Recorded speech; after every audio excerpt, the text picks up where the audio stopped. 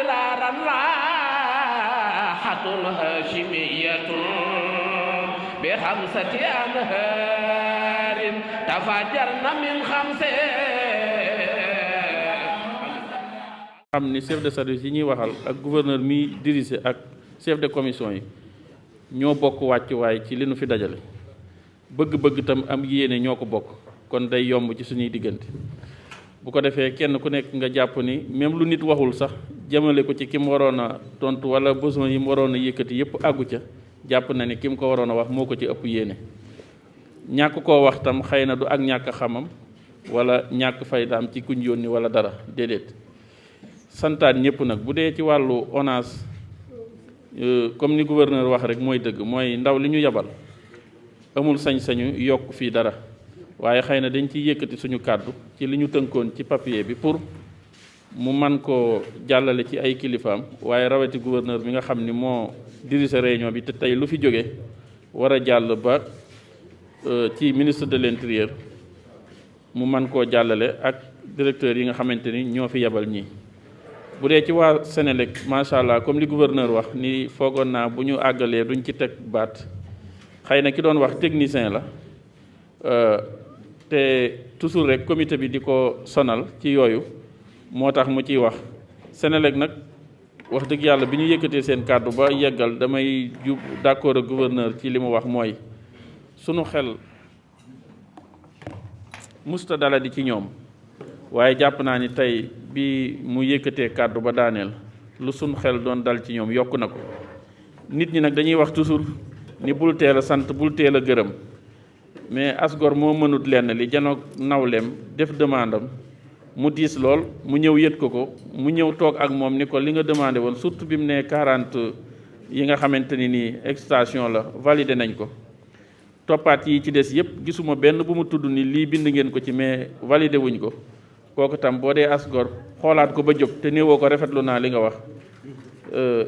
ndax yaakaar rek la ñuy doxe ñun ñëpp kon na ñëpp jàpp ni cant ak ngërëm gu ñu yëkkati jëmee ko ci benn chef de service du gàttandu gu ñu leen gàttandu ni nañ leen sant ndax li tax ñoom ñi ciy coow sax léeg-léeg boo santee wala gërëm mooy koo teel a sant mu ni fa la yemale activité yam doon def loolu rek la waaye cant gi tam ak ngërëm jàpp naa ni asgor boo janoog moom def ko da koy gën a soññ waaye du ko wàññi kon képp ku commencé ay action am ci gàmm gi te ñëwagul boo léeg jëmmal lu gën a dal suñ xel dañuy door ñun tam sunu yaakaar ci yow ànd ak yow ci action yooyu ngay def waaye béral sunu cant ak sunu ngërëm booleeg nag xippi sunu bët teg ci yow ci leen séqoon ak yow ak bàyyi ci sunum xel jëmale ko ci kilifa yi nga xam ni moom lañ séq te agence Senelec bi wax na ko nee na lépp lu ñu wax fii tënk nañ ko te na ngeen ci bàyyi xel lépp loo xam ne lu ñu war a wax fii la ni validé nañ ko te defuñu ko teel leen koo déclaré kon macha allah rafetlu nañ kàddu googu bu baax. bu dee ci ONAS itam ñu gën a ñaan gouverneur mi nga xam ne mooy jàllale dossier bi ci kaw ñu dimbali ñu képp koo xamante ni itam ndaw lu ñu yabal fii la comité bi mën nañoo seede ni bu ñu bindee suñuy doléance jox la ñëw toogaat ci réunion yi muy ca CLD CDD ba ci CRD bi ñu ngi def ay audience yoo xamante ni ñu ngi koy séq ak seeni directeur bari na ci ñu nekk fii ñu wax ñoo xamante ni bind nañ lettre yóbbu ci seen directeur booleeg toogaat ca ak moom am ca jotaay loolu lépp itam ngir bëgg rek yëf yi ñu jàppale leen ci ba li nga xamante ni mënu leen ko wax ak xëy na seeni kilifa ñun ñu mën caa yegg wax ci ak ñoom ngir gën a jàppandal mbir mi. comme du ma guddal ndax réunion bi wax dëgg yàlla daladiwul sunu xel te mboolem chef de service yi fi daje li ñu wax tam yaakaaru na li ñu jàpp ni lu nu bëggoon la te dégguñu ko ci wala gisuñu ñu validé ko itam ñun fas yéene nañoo waxtaan ak gouverneur mi nga xamante ni noo bokk yéene ak liggéey bi tam toogal fi président de la république ñu jëm ci au niveau national muy ministre de l'intérieur ñu baralaat suñuy loxo ñun ak suñuy kàddu fi ñu jàpp ni gën naa yéeg chef de service yi fi nekk ñu gën a bind gën a waxtaan ak ñooñu ngir xam ni noo bokk bis bi te ñaan yàlla bala ñu cay yegg lu doon bëgg-bëgg te jàpp ni lu yombagul la buñ cay àgg fekk mu yomb bañ amee ko niñ ko bëggee ñun daal cant la ñuy def ci gouverneur ak préfet sous préfet ak adjoint ak ñi mu ko bokkal ñëpp chef de service yi itam noonu waaye chef de commission yi ñu àndaloon it te ñu mate li ñu doon ndax ku ci ne teewlu na kàddu yi nga xamante ni ci nga séqal liggéey bi bi mu ko yëkkatee la cay manquement te nga war caa yëkkati ay kàddu wala jubbanti ko wala am des def nga ko ba mat sëkk. ñuy ñaan kon bu ñu yeggee ci bis bi lépp loo xamante ni sumu nañ ko fii yàlla mottalil na ko ñu def bis bi ci door ko ci bismillahi rahmaani rahim àggale ko ak alhamdulillahi rabbil alamin di santaat bu baax di gërëm di ñaan wasalaamaaleykum wa rahmatullahi taala wa barakaatu. ñi ngi yeesalaat suñuy nuyoo di sant suñu borom subhanahu wa taala di tëjee jotaay bi yennati yóbbante yoo xamante ni Sëriñ Thiénaba mi ngi koy yóbbante waaye di ko sàkku tamit ci taalibe yi nga xamante ni ñi ngi topp jotaay bi ci réew mi ak ci biti réew. liñ fi doon waxtaane macha allahu am nañ ci xel mu dal liñ ci waroon a complété tam gën cee am solo alxaaji Baye Jóob macha allahu mottali na ko gën na cee indiwaat ay sàkkutéef waaye li nga xamante ni monsieur le gouverneur macha allahu ginnaaw bin la gërëmee bu baax a baax ci doxinu liggéey bi ak ci orientation bi waaye fexe ba tamit réunion bi bu yàggee tamit yàggul ndax yi ngay dugal ci reerloo nit ñi loolu lépp kilifa moo macha allahu moo ko man ndax ci moom lañu xaj waaye wax dëgg yàlla xajul ci njaboot gi ci jëflante bu toppee macha allahu garaatam ak sañ-sañam waaw loolu tamit dañ la ci sant waaw njaboot gi diggante fii ak xombal tali bi dafa xaw a metti lool ci mag Sëriñ Thiénaba nee na mi ngi ñaan nga sàkkul ko mu bokk ci li nga xamante ni état da koy defaraat ko ndax ban ko defaree ba léegi ña ko fekk woon tey ay mag lañu màggat nañu te tali bi bari nay pax bari nay daax maasewul sonal na lool xalifa bi loolu mi ngi koy sàkku bi ci des Sëriñ Thiénaba mi ngi sàkku ci njaboot gi fu njaboot di bàyyi ko di ñëw Thiénaba na nga dimbalante ak ñu yor sécurité bi ñi nekk ci kaw yoon wi lépp loo xamante ni dañ koy bañ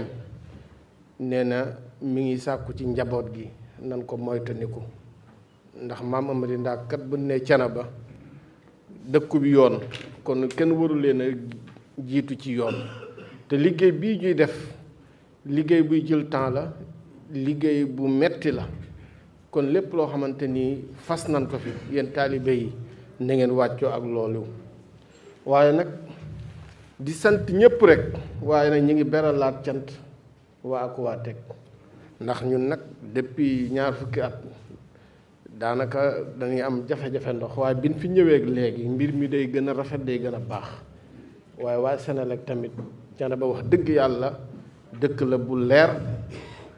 yokk na sécurité bi waaye ñu ngi leen di gën a soññi rek ci yi nga xamante ni danoo sañcaan Thiénaba nag li mu wuteeg yeneen dëkk yi monsieur le gouverneur mooy Thiénaba dafa nekk dëkk boo xam ni presque ab réseau la kër gi mbokk la ci kër gi ndëkk mbokk la ci kër gi bëriwul ay sañcaan yoo xamante ni macha allah ay jàmbur lañu waaw te bu fekkee am na fa sax da ngay mujj bokkaat ci dëkk bi ngir boo fa jëlee soxna yu demee noonu li nga xamante nii nag Sëriñ Thiénaba mi ngi koy sàkku ci ñépp nag mooy ku ci nekk buntu bi yiw boo xamante ni jàpp nga ni boo ko tijjee mu nekk njariñ ci réew mi ci askan wi nee na nga ko tijji nga royoo ko rasulullahi lépp loo fi fekk muy lu ñuy defar na nga ko mottali macha allahu loolu mooy sa rôle waaye bu ci am ak yàq bu ci am ak parparloo Sëñ Thiénaba ne mi ngi sàkku ci ñëpp ñu roy ci rasulullahi ci aw ci dëgg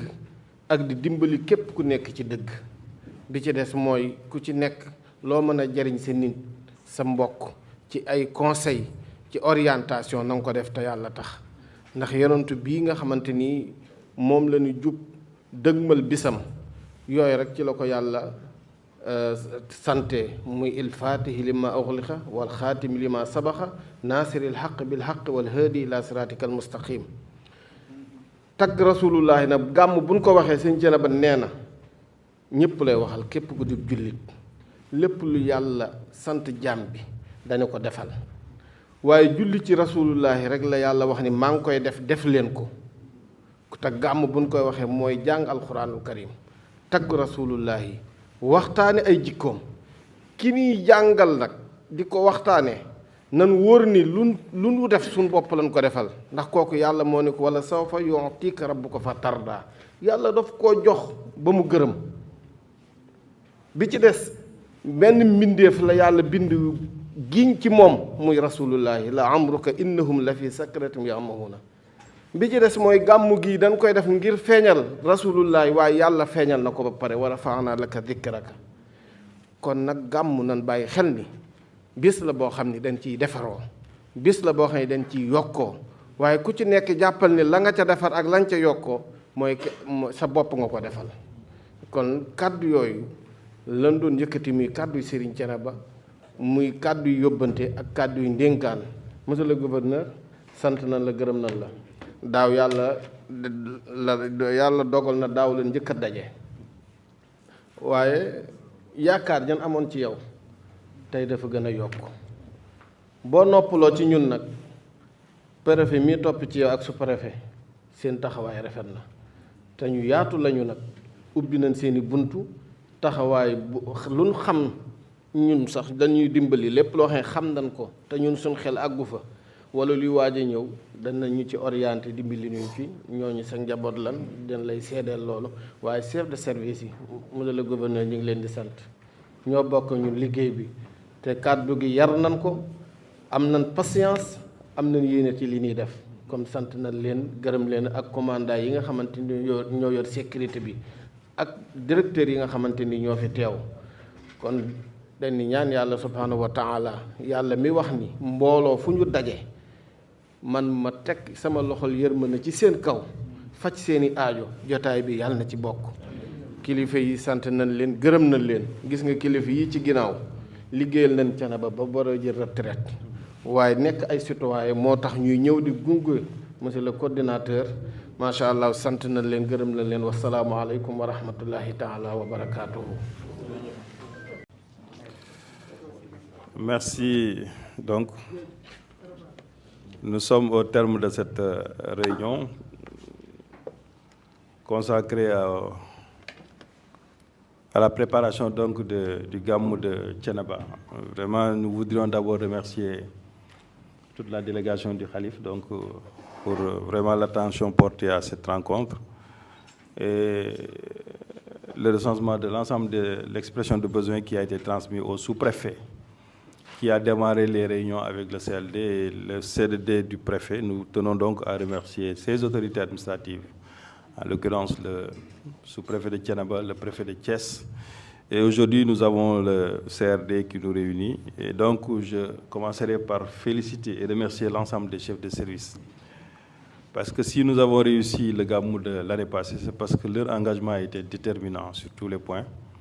Et nous tenons donc à les remercier pour que ces engagements puissent être réitérés cette année encore. Heureusement que l'ensemble des préoccupations qui ont été transmises à l'administration ont été prises en compte. Nous avons eu l'engagement de l'ensemble des chefs de service pour une parfaite organisation du Gamou. Les seuls points d'attention, peut-être, c'était au niveau de la santé, au niveau de la sécurité, mais au niveau surtout de l'hygiène et de l'assainissement. À ces points, on a tenu à rassurer quand même tout le comité d'organisation. Pour ce qui est de la santé, les dispositions sont déjà prises.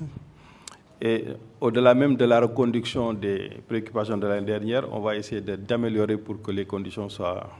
les conditions plus acceptables et plus adéquates. Pour ce qui est de l'hydraulique, les expressions ont été recensées et nous allons voir ensemble avec le comité d'organisation comment mettre en place un dispositif. Mais nous avons été très rassurés par les engagements de Aquatec qui ont quand même fait un service de qualité que le Khalife et sa délégation a magnifié. Et Aquatec s'est engagé encore une fois cette année pour un peu permettre aux uns et aux autres d'avoir une disponibilité permanente en eau. Juste m'arrêter un peu sur Aquatec, c'est pour rassurer quand même l'ensemble des communes et des communautés qui doutent encore de la réforme de l'eau, que c'est bien possible d'aller vers une réforme maîtrisée, mais une réforme de qualité. Et Aquatec a approuvé cela au niveau de Thiénaba. Le service de l'hydraulique va compléter les dispositifs avec les camions citernes. Quelquefois, l'expression de besoin n'atteint pas ce qu'on a proposé, mais on va essayer de voir, nous, à l'interne, comment améliorer le dispositif pour porter un peu le nombre à un nombre élevé. Donc, pour ce qui est de la Sénélec, les engagements rassurent davantage encore une fois, comme ils l'ont fait. Tous les engagements ont été respectés, vont être respectés et pris en compte, et même au-delà, ils vont faire de sorte qu'il n'y ait pas de délestage 20 jours avant, 20 jours après au niveau de Thiénaba. Donc, ça aussi, c'est très rassurant. La sécurité, comme j'ai l'habitude de le dire, on n'a pas besoin de leur dire qu'il nous faut une expression de tant de personnes, tant d'hommes. Non, non, non. La sécurité, permettez-leur de voir un peu l'enceinte, de voir l'organisation, comment ça va se passer. Ils vont décliner quand même l'offre de sécurité de qualité. Heureusement, la gendarmerie, la police, la douane, les sapeurs-pompiers ont toujours été à la hauteur pour la prise en charge de ces grands événements. Donc, ils ne se posent pas. Seulement, nous allons mettre un bémol, c'est-à-dire nous allons mettre un point d'attention sur la sécurité routière. Il faudrait qu'on renforce la sécurité routière pour éviter les accidents. Parce que c'est le comportement des chauffeurs sur la route qui crée beaucoup d'insécurité. Et là, la gendarmerie va être beaucoup plus exigeante, aussi bien la police, la gendarmerie, parce que les axes qui mènent vers Thiénaba forcément passeront par des zones police. Il nous faut renforcer cette sécurité routière. C'est-à-dire, si nous voulons avoir une bonne sécurité routière, il faut faire tolérance zéro. Il faut faire tolérance zéro sur les axes routiers. Il y a des comportements qu'on ne peut plus tolérer sur la route. Il y a des comportements, on les tolère, c'est faire perdre des vies humaines. Et il faut que chacun prenne sa responsabilité. On vous met sur la route, c'est pour assurer une bonne sécurité. N'ayez pas crainte d'appliquer la réglementation pour quelqu'un qui a fait preuve d'indiscipline. Et les actes que nous notons sur la route, c'est des actes d'indiscipline. Pourquoi il ose le faire? Soit la réglementation n'est pas appliquée, ou bien soit il pense qu'il y a quelqu'un derrière qui peut les protéger. Et c'est souvent, malheureusement, nos marabouts qui appellent pour dire que oui, voilà. Mais cette fois-ci, comme j'ai l'habitude de le dire pendant les gamous, et tous les marabouts le font, ils font abstraction de certains comportements, ils ne réagissent pas. Et là, c'est les services de sécurité qui doivent être rigoureux. C'est à vous d'imposer le respect de la réglementation. On ne négocie pas le respect de la réglementation, surtout en matière de sécurité routière. Il faut être exigeant et rigoureux pour que tout le monde accepte de marcher au pas. Si vous le faites, on peut s'en sortir avec 0 accident. C'est bien possible. 0 accident pour aller à Thiénaba et rentrer chez soi, c'est bien possible. Parce que pour aller à Thiénaba, vous prenez toutes les précautions de sécurité. Une fois sur place, vous rencontrez vos marabouts qui vous donnent les prières. Et si vous prenez les précautions, à partir du marabout, vous rentrez tranquillement avec 0 accident. Si chacun dit que je ne ferai pas d'accident, on pourrait avoir 0 accident chez tout le monde. Maintenant, il suffit de revoir nos comportements. Et que maintenant, les forces de défense et de sécurité soient plus rigoureuses sur la route. C'est seulement ça qui peut éradiquer les accidents. On avait dit que oui, les accidents, c'est d'abord l'état de la route, ensuite les chauffeurs, ensuite les véhicules. D'accord. Mais on peut maîtriser le véhicule, c'est-à-dire faire visiter le véhicule, le soumettre aux normes de qualité. Ça, c'est possible. Maintenant, maîtriser le chauffeur, ce n'est rien d'autre qu'un chauffeur qui réfléchit et qui pense. Un chauffeur qui a l'esprit civique et un chauffeur qui sait la responsabilité qui pèse sur lui. S'il ne peut pas le savoir, nous l'obligeons à le savoir par le respect du code de la route. Et ça, on est tranquille. Et ça, il faut être rigoureux. Gendarmerie, police, douane, vous qui êtes sur la route, il faut être rigoureux sur ça. Voilà, tolérance zéro. Nous sommes en saison des pluies. Les risques d'accident sont multipliés, donc il faudrait que chacun respecte les consignes de sécurité. Et maintenant, il y a aussi la sécurité à l'intérieur, ce qu'on appelle la sûreté. Ça, c'est les sapeurs-pompiers. Et souvent, je me souviens quand on était au Dakar, ou quand on interdisait l'utilisation des bonbons de gaz dans certains lieux, les gens faisaient fi et ils l'utilisaient. Ça, c'est manquer de respect à la sûreté. Là aussi, les sapeurs-pompiers feront de leur maximum. Nous sommes en saison des pluies. Il y a quelquefois des coups de vent. Il faut éviter, dans les zones de cuisine, d'utiliser certaines. Donc mettez la sécurité en avant, la sûreté en avant. Le reste, avec les conseils qu'on vous donne, on pourra assurer un Gamou extraordinaire sans trop de problèmes. Ce qu'on souhaite tous, sortir du Gamou avec zéro problème. On a insisté aussi sur le transport des aliments préparés hors de Thiénaba. Pour éviter les cas d'intoxication, les médecins le disent tout le temps, le service d'hygiène toujours fait des sensibilisations sur ça. Il faut que les pèlerins aussi évitent de transporter des bébés parce que les conditions de conservation posent problème souvent. Et ça donne des cas d'intoxication. Donc il nous faut aussi que le comité d'organisation, dans le cadre de ces sensibilisations, nous accompagne dans cette dynamique. Au-delà de ça, le reste, c'est des situations qu'on va gérer au jour le jour. On a demandé au service de l'élevage et au service du commerce d'assurer aussi leurs responsabilités. On ne peut pas admettre que les gens en période de Gamou fassent ce qu'on appelle une augmentation des prix. Ils augmentent les prix pour avoir plus de bénéfices, ce n'est pas normal. Ça, c'est le service du commerce qui devra y veiller, il va y veiller.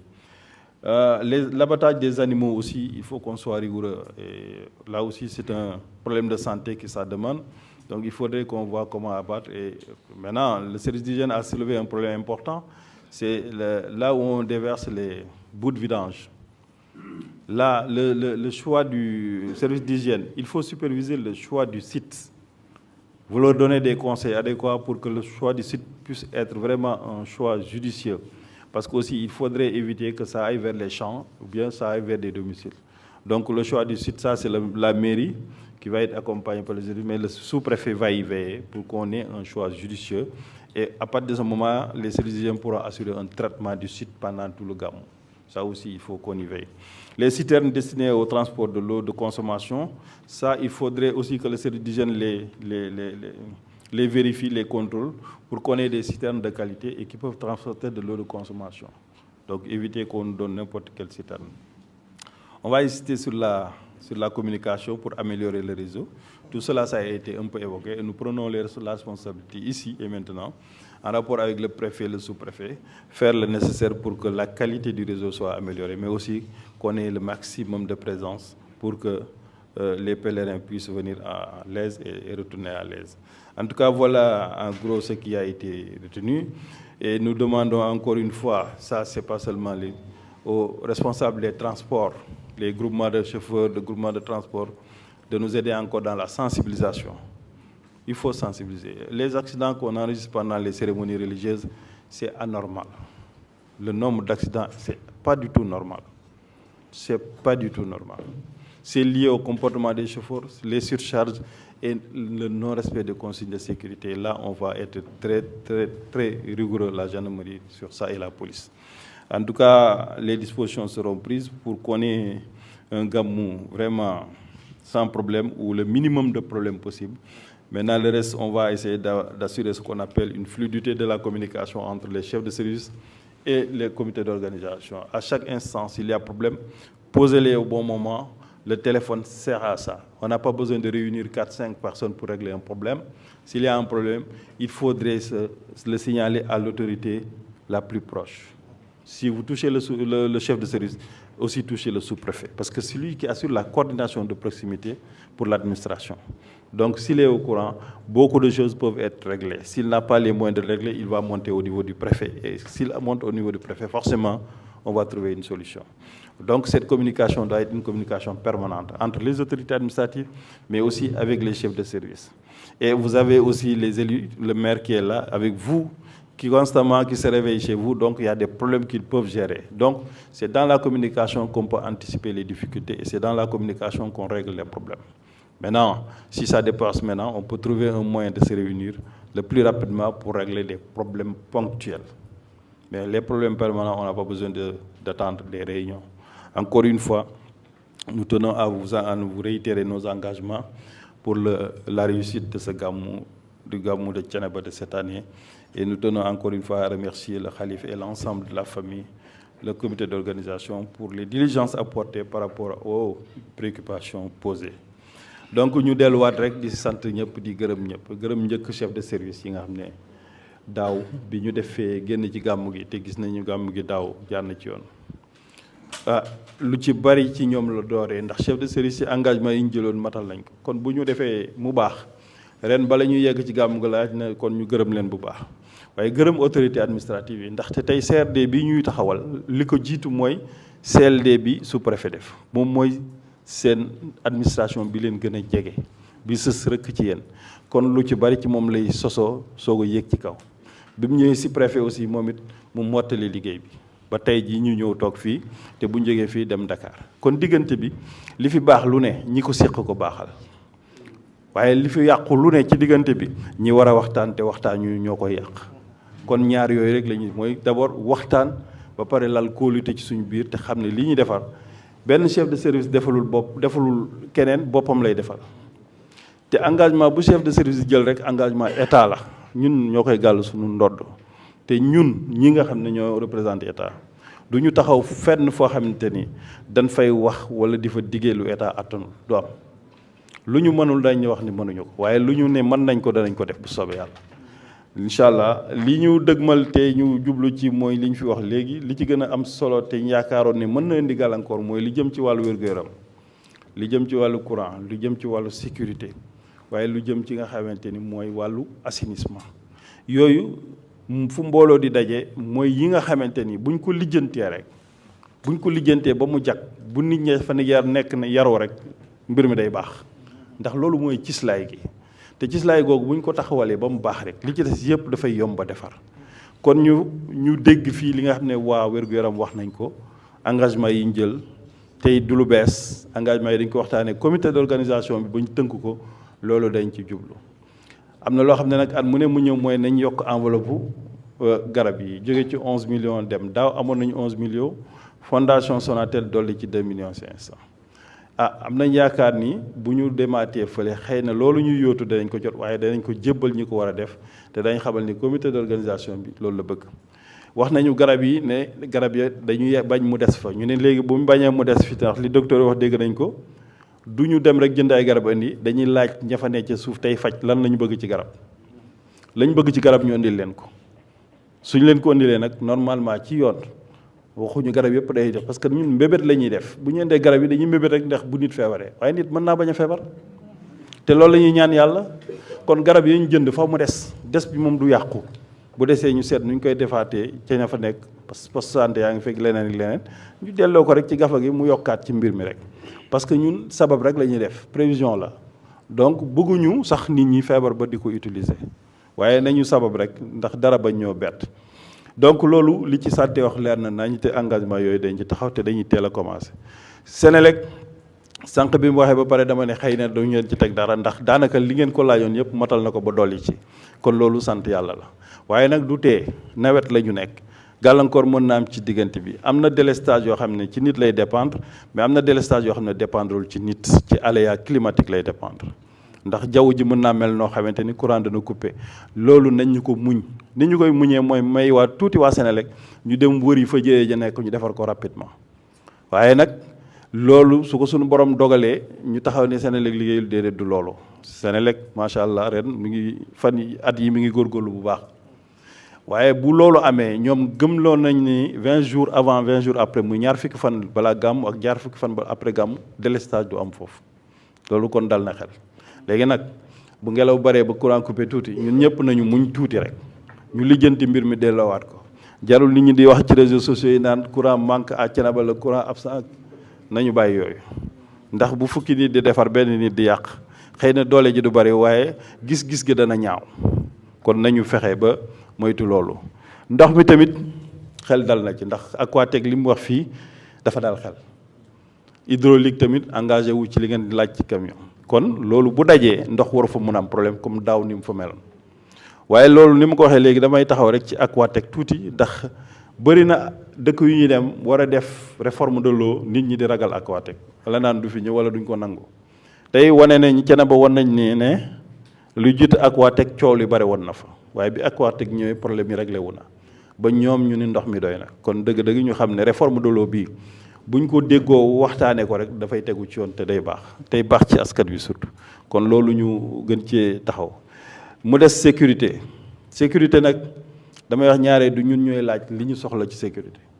dañuy wax ñi war sécurité lii lañ bëgg a def fii lañ ko bëgg a defee waxtu wii lañ koy def ñoom yàlla may na leen xereñ nañu ñoom dañoo xam ñaata nit a fa doy ak lan a fa doy kon loolu te mësul sooxee saa bu ñu defee seen évaluation ba xool def reconnaissance ba def évaluation dañuy indi ñu doy sëkk mat sëkk leneen li ci des nag danañ ko matal léegi am nañ fu ñu fax barrière caoutchouc foog naa ni ku gisul yaay nàmp maam du dëgg kon fii ak ñuy am barrière caoutchouc nañ jël li fi newoon rek waaw ñu sukkandiku ci ndax barrières yi day xàll yoon yu baare fii loolu lañ ci jublu naam bu ngeen taamoo caoutchouc da ngeen di bañ nit ñi gaañu wala oto yi dal ci waaye foog naa ni barab boobu xat-xat xaju fa ba nit ñi di dal buy gaañ doomu aadama bu ñëpp teeyee rek bu ñu fa tegoon barrière weñ sax du gaañ kenn bu soobee yàlla. leneen li mooy wàllu assainissement ndax gan yi danañ bari il faut ñu nettoyer kër yi balaa gan yi ñëw waaye bu ñu demee ñu ne loolu jël nañ ci engagement yu leer li ONAS wax fii dégg nañ ko waaye danañ ñun nas ay pexe waxtaan ba ñu xool naka la ñuy yokkee loolu mu gën a jàppandi comme nañ ko defee woon daaw loolu dañ ci gën a góorgóorlu bu soobee yàlla ba nga xamante ni parce que loolu mënul ñàkk ndox yi tamit mënul ñàkk citerne ndox yi ni ko sapeur pompier waxee li ngeen laaj ci citerne yu mag yooyu xajul Thiénaba wala bu fa duggee du leen amal njëriñ ndax fa mu toog lay toog du fa jóg da di oto yu mag la yoo xam ne dawal leen biir Thiénaba yombul kon ñu indil leen ni mu ko waxee ni ko capitaine waxee indil leen citerne yu ndaw yu bari ak ñaar yu mag mooy gën a jàppandi pour maye ndox ko ñu jal fa citerne yu gudd yu rëy yooyu ñooñu fu ñu toog duñ fa jóg te yenn saa yi ndox ma ña koy soxla mooy ñu nekk ca gox yu sori yi ndaxte ñiy wër réseau bi souvent du ñu am problème mais ñi nga xam ne dañoo xaw a sori tuuti ñooy am jafe-jafe kon loolu nañ ci bàyyi xel bu baax te di ko rafetlu. li des it mooy wàllu communication bi ñooñu bu ñu demee réunion nationale dañ leen gën a ñaax pour ñu gën a yaatal réseau bi waaye LS itam ñu gën cee taxaw ba li ngeen bëgg ñu am ko. Sonaged assainissement yooyu man dal na xel parce que ñoom naka jekk la ñu wax dinañ ko def li ci des mooy ñu xool effectivement ci wàllu jënd bi ak jaay bi parce que foofu tamit bu nit ñi baree nit ñi dañuy def loo xamante ni tegul ci yoon su way laa ñu indi lu baaxul di ko jaay wala bu ñu indee lu baax it ñu yokk njëg la te loolu rôlu état la mu fexe ba la ñuy jaay baax waaye ñu jaay ko ci njëg ñu digle te loolu service commerce dana si taxaw bu baax a baax a baax a baax wax nañu élevage ñu xool aussi li ñuy rey bala ñu koy rey ak bu ñu ko reyee ba pare ndax baax na ci wàllu jëfandikoo ndax bëgg yàpp bu la taxee lekk yàpp bu baaxul musiba day am kon nañu fexe ba ñu góorgóorlu ci loolu te loolu élevage dina ci taxaw ñii jënd lekk togg lekk seen kër bëgg a jël oto daw 50-100 kilomètres jógee Gàmbeeg ba ay boolu supp dugal ko ci biir oto bi wala jógee beneen dëkk yooyu bu ngeen ko lekkee si yoon bi mu indil ñu jafe-jafe ndax intoxication lay doon te daayira yi day doon mbooloo mu bari bu kenn lekkee jox sa morom bu ñu tëdd ñëppay tëddandoo ñaanuñu ko yàlla waaw kon nañu fexe ba intoxication yi ñu moytu ko parce que moo gën a jafe gérer ci wàllu kër docteur ndax mbooloo muy ñëwandoo la fu ñu leen teg déjà day am problème booleeg nañ leen war a jëlee en charge souvent day tax ñu fàtte yeneen yi nga xam ne ay ñu sew sewaan yi la donc nañu fexe ba mbooloo yooyu bu ñu ñëwandoo te loolu ni ñu koy gàllankooree rek mooy fexe waxtaan ak askan wi ba ñu bañ a yóbbu parce que nga togg fii ñam bu baax diggante bi nga koy yóbbu na nga ko dencee mën naa forox wala mu yàqu te dafa am ñoo xamante ni ñu sant baak soow bu ñu gisee yàpp bu baax bu yàqu du tey ñu lekk ko kon nañu fexe ba loolu ñu bàyyi ko tey ñëw ba Thiénaba togg fa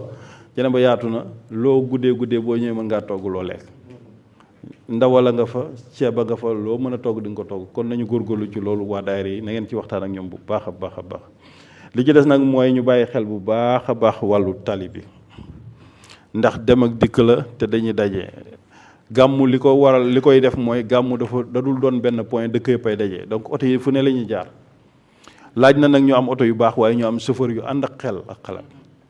te xam ne tali bi bu ma ko mënta yokk diggante bi ma fiy jaar ak sama morom ndéem mënu ma ko yokk ci jamono yi ma yegsee naa fexe ba yokk sama xol mu yaatu su ma yaatalee sama xol yaatal sama dënn man ak ki ma dajal dinañ jàll te coow du am bu ñu paree ñu soog a lijjanti nu ñu defaree tali bi waaye nag ku ne xat xol ba diggante bi ñu yàq fa lu bari te naan tali bi la lu jiitu tali bi ñun am na lu ñu mënoon a def te comportement boobu ci nit ki la waaye mën ngaa yaradiku fu la neex waaye yaradiku bi gën a bon mooy yaradiku ci oto ci kaw tali bi ndax booy lor doo lor sa bopp da ngay loraale ñeneen parce que accident ci tali bi mooy da ngay gis ku respecté code de la route que la jóge fa la ñàkk respecté de code de la route indil ko jéyee moom mi nga xam ne mi ngi tege woon ci yoon wi te am na accident yoo xamante ni mën nañ koo moytu du ndogalu yàlla sunu jikko la ndax tali bi reewande gi da cee bari ci yenn chauffeur yi ñooñu nag faaw ngeen leen di teg ci yoon amu ci yërmande il faut ñu leen teg ci yoon ñaare nee naa leen ku wàcc yoon yoon rek mën ci moom dara ki wàcc yoon yoon a koy delloo si ci yoon waaw te loolu buñ ci tënkoo rek ñëpp dañu normal ndax oto bu baaxee te ku koy dawal teguwul ci anam ya war mbaaxu oto bi kenn du ko gis ca oto yu bon yu lay mujj waaye bu nit ki it melee ni mu war a mel te oto bi baax sax si diggante bi oto bi mën na am gàllankoor mën na cee góorgóorlu ba génn ci waaye lu tali bi xat-xat te xol yi yaatu na lu bari mën naa nekk kon foofu nañ ci bàyyi xel mën nañu dem gàmmu ji ñibbiwaat suñu kër te accident du am accident mën na bañ a am waaye boo sóoraale ne du ma bokk ci accident yi rek yaa ngi indi problème di départ sa kër naan man de du ma bokk ci accident yi da ngay wax ni kon accident nar na am fexeel leen ba rek xol yi yaatu ñu dem ci jàmm ñëw ci jàmm su ko defee danañ fekkee ay gàmm yu bari waaye nag su nekkee ni ñun mënuñoo doxalee noonu oto bi ñoo koy contrôler su nekkee mënuñoo contrôler suñu bopp oto bi ñor nuñ koy contrôler moo tax am na ñoo xamante ni seen permis de conduire dafa jaaduwul waruñu ko yor am na ñoo xam ne dañoo war a nangu seen permis de conduire dootuñu dawal daay man abadan parce que dafa am jikko yoo xamante ni ci kaw tali bi dafa ëpp lool te dafa jéggi dayoo kon nañu fexe ba bàyyi xel ñi ñuy dajal ci tali bi waaye bàyyi xel ñi nga xam ne ñoom la ñuy yàpp ci suñuy oto waaye bàyyi xel fa ñu jëm ndax am na it fu ñu jëm war ma guñ fa war a yóbbaale kon loolu lépp ci jikko lay dem loolu lépp ci jikko la da leen di won ne adduna bu defaroo jamono bu defaroo rek ci nit lay dooree jikko ji lay dooree ci nekkit wi lay dooree bu jikko ji baaxee fa ñuy nekk lu mu doy waar da suñu jikko dana ko rafetal ba mu rafet dana ko jagal ba mu jag ba ñëpp xaj fa néegu sëñ bee gën a xat lu mu yaatu yaatu bu gàmmu jotee day xat waaye toogit wa ñuy toog dana ànd ak worma ba ku ne danga fa xaj worma googu nag ci ñuy def ci kanamu sëñ bi buñ ko defoon ci mbedd ma def ko ci kaw tali bi coow du am ku rus sa sëriñ rus takk der bi war ngaa rus yàlla mi la tiim kon loolu rek mooy lijjanti problème bi bul ne lii may def bu ma sama sëriñ fekkee dina ñaaw dina am gàcce kii ne bu ma fi takk der bi fekkee ma dee waaye doone mukk bu ma yàlla gisee te yàlla ngi lay gis kon nañu fexe ba gàmmu ci jàmm ñibbi si jàmm te accident do lu mën a nekk la waaye tamit takk der yi bàyyi leen xel ne ñu koy waxee souvent dafa am ñuy gàmm am ñuy ñëw pour leneen ñi ñëw pour leneen nag moom nañ fexe ba faagagal leen ci taxawaay bu leer daañu taxaw tem douane dina gunge waaye dañuy douane gunge bi yëpp woyofal bi yëpp facilitation la ñu wax waaye kii yombal day fekk ëppaloo waaye boo ëppalee rek nag mu wan la jikko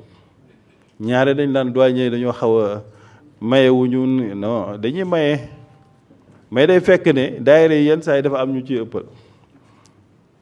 boo yebee fukki saaku suukar ci daayira boo xam ne ñetti kaar la nga yeb fukki saaku suukar te ni pour suñu dund ci gàmm ga la xanaa ñetti weer ngeen fay def loolu bu yàggee douanier yi am nañu xel pour xalaat su yàggee ñu la bàyyi fi juróom-ñett yóbbul ñaar yi nga woo sëñ bi ne ko man kat dañ maa teg fitna fekk teguñu la fitna yow yaa ñu njëkk a teg fitna yow mii tukkee fukki saaku suukar te waroon a mën a yóbbu benn wala ñaar pour la nga fay toog yow yaa ñu njëkk a fitnaal kon bu ku nekk respecté sa cër rek taxaw fa nga war a taxaw yombal mbir mi rek te ñu delloo lépp ci yàlla yëf yi day neex kon foofu la ñu war a teg gàmm gi te xam ne borom gàmm gi muy guddi gi kiy woote ki tax ñu woote moom loolu la santaane ñi koy wooteel muy mag ñu baax ñi woote ba tey loolu lañ santaane woon kon santaane googu moo fi nekk ba tey ku fi indi leneen yaa fi indi leneen waaye ku ñëw ak leneen lu jaaduwul rek ñu walla ni neneen amee na kon nañu góorgóorlu ñun ñëpp su ko defee danañu gàmmu ci jàmm ak salaam te suñu yéene mooy incha allah